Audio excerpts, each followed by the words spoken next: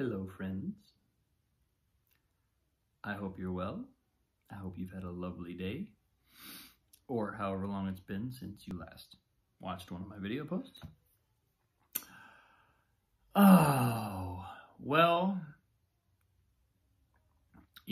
I just have I'm in this process now of doing these cabaret performances every week. And I have to say, it's so funny. I was talking to a student today about it and kind of looking at just what the process is and talking a little bit about, every time I do one, I basically learn something new. I learn some new element comes online in my awareness as, oh, this thing, and I think, as I was saying yesterday, the hilarious thing is that my own inner critic, my own kind of creative editor, does the same thing and says pretty much the same thing, no matter where in the process I am, no matter how developed the piece is, no matter how undeveloped the piece is. That inner editor, it's almost like I've just gotten used to. It's like if there was it's like the wallpaper or something. It's something that's so present, and it's funny. It's actually, funny. I mean, I don't know if it's funny, but it's a good practice to just get in the ring over and over again and feel that. Because I start to see, oh my God, this is just what gets said. Oh, I think my daughter may be joining us for this post. That would be fun. Annalise, I'm doing a video post. She's just perambulating. So, anyway, I may be distracted now that my daughter's in the room, but I'll do my best to stay on topic. There's a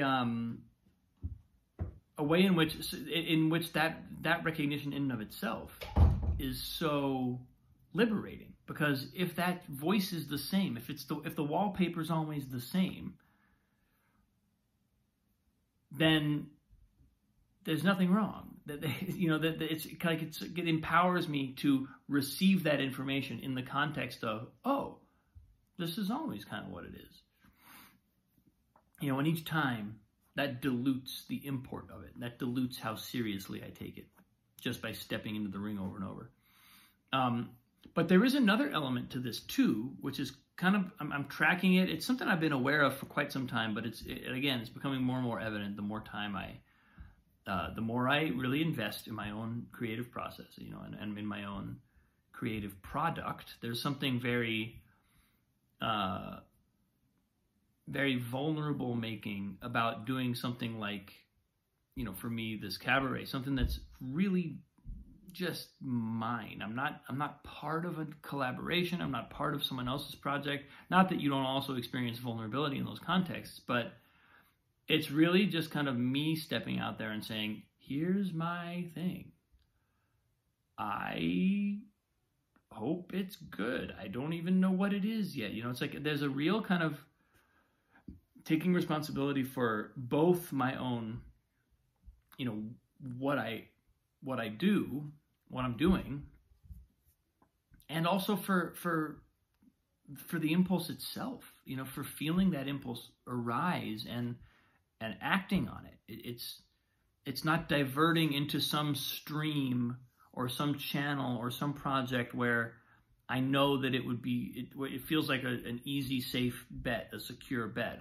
I've spent a lot of time in my life investing creative energy in projects that either were not entirely under my control and or were the product of collaborations in various formats, and believe me, those are amazing projects, and there's absolutely nothing wrong with them. And I'm part of many of them now, and I intend to do more of them in the future. It's great.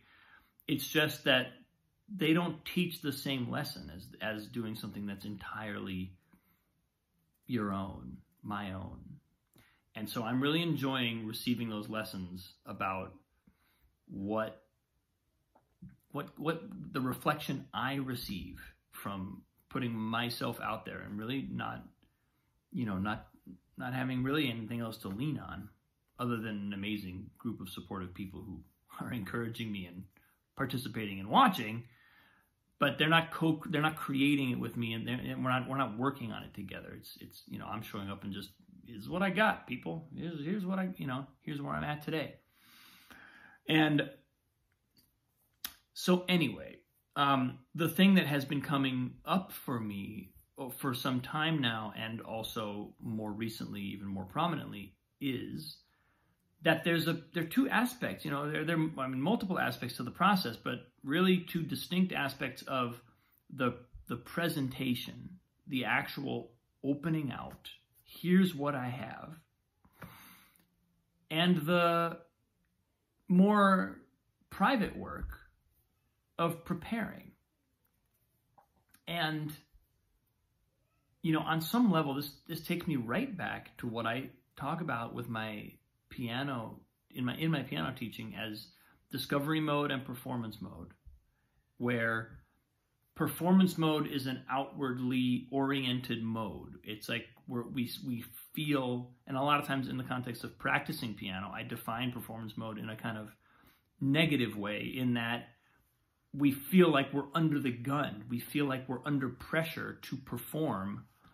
And when that type of pressure is imposed at a point in the process when we don't really want that, or we're not ready for that, we're not prepared for that, then it wreaks havoc with our practice, because our practice becomes oriented towards all the wrong things, because it's dealing with pressure that's not useful to the tasks at hand in the practice.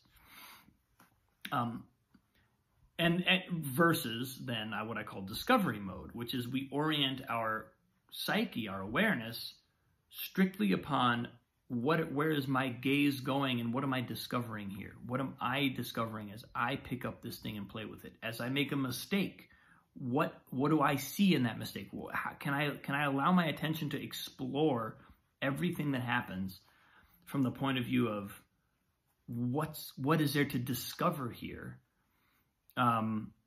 as opposed to trying to present an image to the outside. It's two very different orientations, and they're not really compatible, because that scrutiny, that if that scrutiny comes at the wrong time, and just all it does is it makes it harder to be in discovery mode. And so in the terms of the creative process that I'm in right now, I've got this like, okay, here's where I'm presenting what I'm doing, and it actually is about, come watch me. Here's what I want people to see this. I want to present what I have. I want to show what I have. I want to get a reflection from an external consciousness. I don't just want to do this under a blanket in my own home where I feel safe. I want to do this and let people see it, let some light in. And then the part of the process that's private, and that's like, here's where I'm honing the thing. And what I found interestingly as I began doing the cabaret was, it was almost all I could do just to show up and say, hey guys, I got an idea. Here it is. Here's the idea. This is the idea. Do you like my idea? It's my idea. It was just like, that was about all I could do, was just to reveal that that I had a vision of something. I found it difficult to actually go away and do the private work of honing that vision. Now that's kind of weird, right? Why would it be scarier for me to go into my office or sit at my piano and write about the show than it is to show up and push go live on my streaming and start talking into a camera for a bunch of people? That seems weird. It seems like that would be the scarier experience. But not necessarily. Not necessarily. Because that private element is where we really also reckon, in and of ourselves with the vision, with the idea. And that's where we have to make decisions. That's where we actually might consciously have to decide or be faced with a decision that we haven't even really thought about, And whereas in the live moment, as long as we can reach out our arms and trust fall into the abyss, as long as we're willing to do that, all the decisions are going to be imposed upon us by the moment. The moment is going to generate. We're going to have to go this way, that way. We're going to in the moment, we're just going to have to deal with what comes up. Whereas in private, and in other words, we might be able to kind of skip over being too conscious, to making decisions with a lot of scrutiny or with a lot of deliberateness, because we're in the moment of doing. We're not trying to scrutinize or think about it. So the private moment is actually where all that thought and all that scrutiny and all that awareness can come back, but we still have to make decisions. We actually have to go in and say, I want to do this. I'm going to go this way today. I'm going to carve this. I'm going to sculpt this piece. And that means taking that seriously. That means acknowledging that and investing in that, deciding that that's what we're doing. And then we can have a moment of, oh shit. Well, but now I have to take this thing that I've actually said I'm doing and open it up. It actually does increase the risk. And where that takes me to is that I'm coming around to a point in this creative process with the cabaret in particular, where I'm really recognizing the need for that interior work. My rule number one when I started was I'm only allowed to have fun doing this, because it was kind of all I could do to show up and just go live, do it. If I tried to think it through too much or prepare too much, it was just giving me the impulse to maybe chicken out.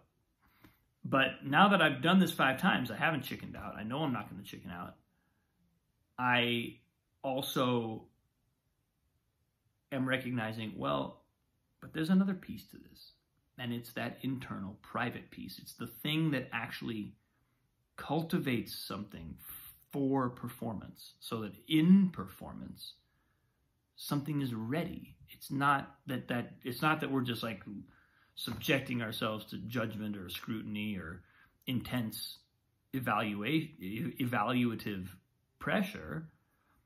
We are just we're just showing up with something that's ready to be seen. And when it's ready to be seen, it doesn't feel like judgment. It doesn't feel like we're being evaluated. It feels like we're giving. Feels like there's a generosity that can come with that, because there's no fear. Even if we know they could still totally go off the rails, even if it's perfectly prepared, it could all fall apart. It's a knife edge, no matter what. But it's the knife edge where we belong. There's always a knife edge where we belong. There are some knife edges we shouldn't be walking on because we could get badly hurt. There are some knife edges that are not really knife edges anymore. They're I don't know what the right metaphor is. Something that's not sharp and not dangerous because they're too old hat. And then there's the knife edge where we belong. And, it's just as I go through this process and as I am engaging now very consciously in a process that I'm calling creative spirituality, which is allowing the creative practice to be a spiritual practice, the creative process to be my spiritual practice.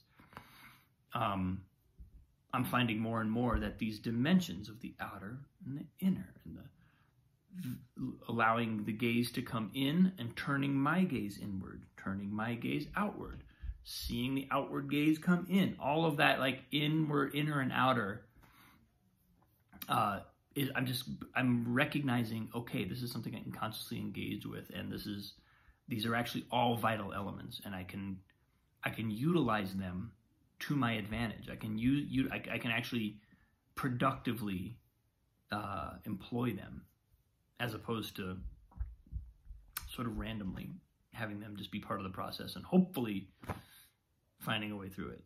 So it's exciting. It feels like both the product and the process are evolving, and it's cool. And I'm so grateful to people, you, my friends, for watching, for caring, for listening, and for giving me beautiful reflection and feedback along the way. Thank you. So much love. Have a wonderful day.